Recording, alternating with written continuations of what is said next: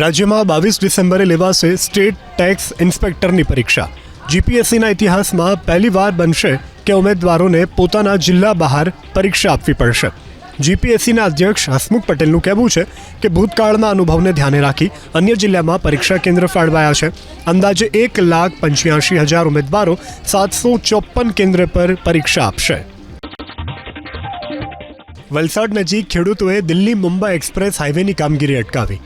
મૂળી ગામ પાસે એક્સપ્રેસ હાઈવેની કામગીરીની શરૂઆત તો કરાઈ, પરંતુ ગામના ખેડૂતો વળતર મુદ્દે રજૂઆત કરવા દોડી આવ્યા। ખેડૂતોએ આરોપ લગાવ્યો કે જમીન અને ઝાડનું હજુ વળતર નથી મળ્યું। જો કે હાઈવે બનાવતી કંપનીના ડાયરેક્ટર અને જિલ્લા કલેક્ટર ખેડૂતોને નિરાકરણની ખાતરી આપી।